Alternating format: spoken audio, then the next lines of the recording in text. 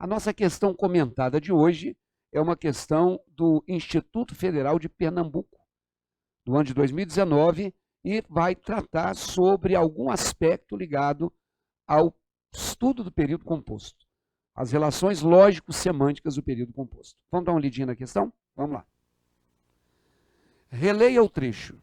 Orlando Silva, Ciro Monteiro, Jackson do Pandeiro, Ari, Caíme, Wilson Batista e Geraldo Pereira não teriam sido o que são, não fosse por João Gilberto.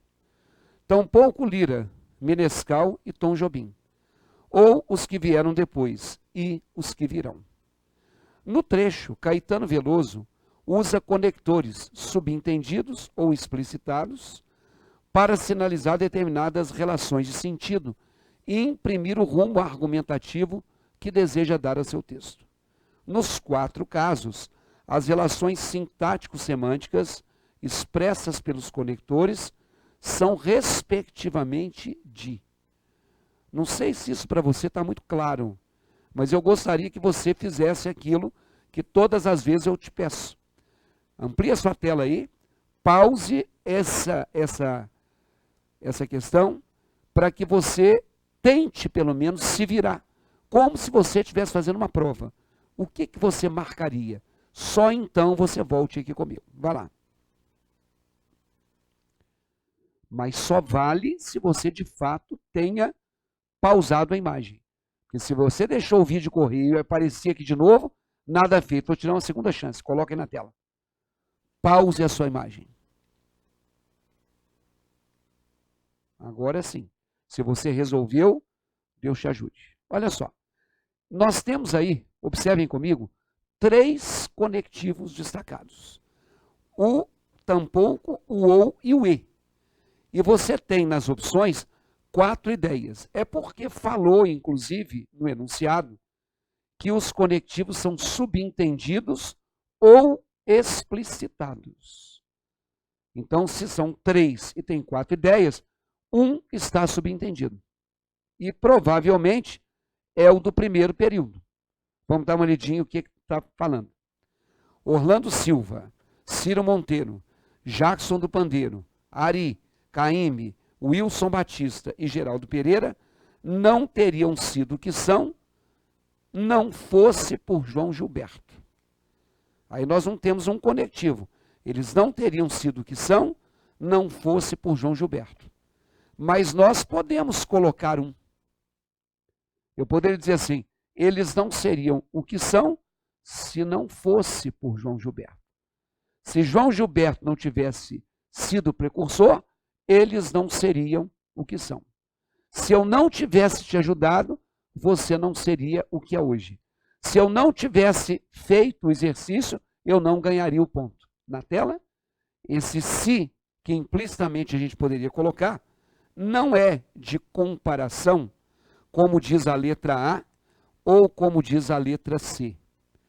Não é de contraste, como diz a letra D de dado. É de condicionalidade. Então, se você marcou para essa questão ou a letra B ou a letra E, você está no caminho certo. Se você marcou uma das outras 3, aí não. Então, o se, ele estava implícito, mas ele é o conectivo, a conjunção, que exprime condição ou hipótese. Não existe oração subordinada adverbial hipotética. Mas quando eu falo, se eu tivesse dinheiro, eu compraria muito no mês de promoções. Então pode ser que eu tenha dinheiro e compre, pode ser que eu não tenha dinheiro e não compre. Essa é a ideia de hipótese, pode ser. Isso é condição. E aí, para que o se seja condição, ele tem que ter a seguinte marca, que são 2 desinências verbais. Um dos verbos tem o SSE, que a gramática chama de imperfeito do subjuntivo.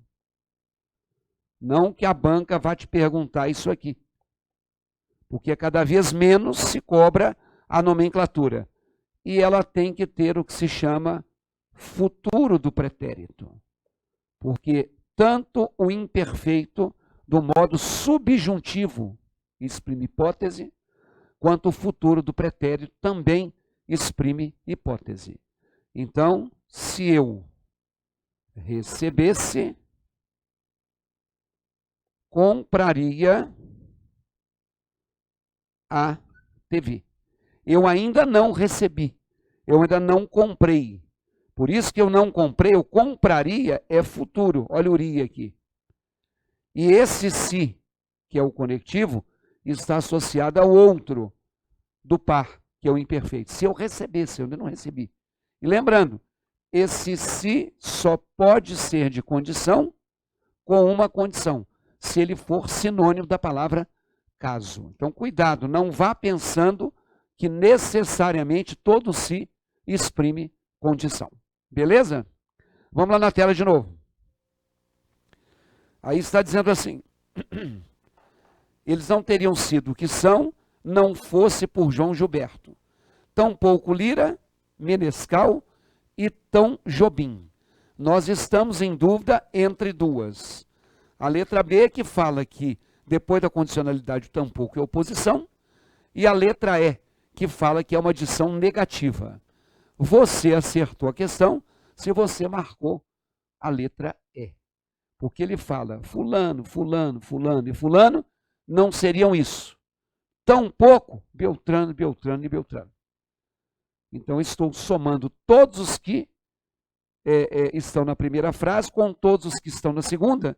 Nenhum nem outro. Eles não seriam nada se não fosse a ajuda de João Gilberto.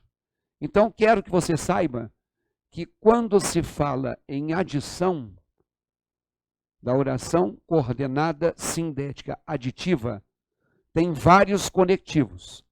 Mas, sobretudo, eu tenho o em, o e e o nem. Para que o e seja de adição, adição é soma. Ele tem que somar ações do mesmo sujeito. Se eu disser que o professor de química aplicou um trabalho e a diretora da escola foi prestigiá-lo, isso não é adição. Eu estou falando do professor e da diretora. A adição seria assim: o homem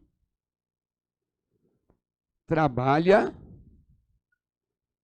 de dia e estuda à noite. Aí é uma adição.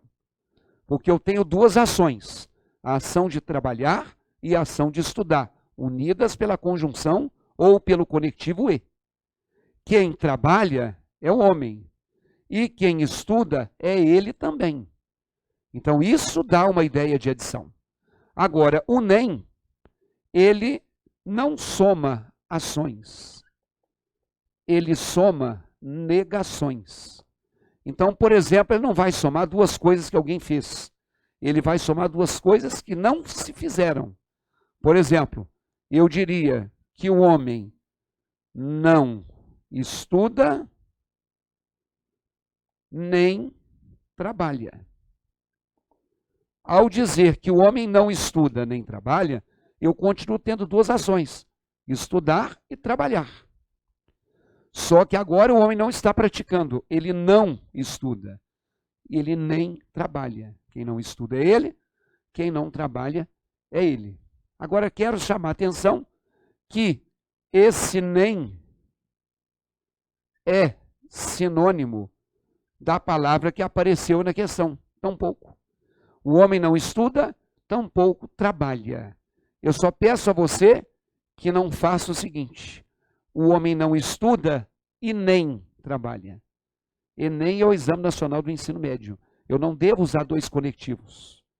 Também não posso colocar o homem não estuda, nem tampouco trabalha. Ou eu uso um, ou eu uso o outro. Então a resposta da questão é a letra E. Mas voltando ao texto. Tampouco Lira, Menescal e Tom Jobim, ou os que vieram depois dele. Então foi marcado aí o ou, e a letra E, que é a resposta, diz que o ou é uma alternância inclusiva. Quando eu falo assim, ou você está muito feliz, ou você anda totalmente depressivo. Quer dizer, ora você está de um jeito, ora você está do outro. Isso é alternando. Ou é de alternativa. Marque a letra A ou a letra C. Você vai escolher. Você tem duas alternativas. Agora, por que uma alternância inclusiva? Essa oração não existe na gramática. É porque ele falou de Orlando Silva, ele falou de Ciro Monteiro, de Jackson do Pandeiro, de Ari, de Caíme, de Wilson Batista, de Geraldo Pereira. Depois ele acrescentou Lira, Menescal e Tom Jobim. E depois ele falou assim, ou os que vieram depois, outros mais. Daí, vejam na tela, ele chamou isso de alternância inclusiva.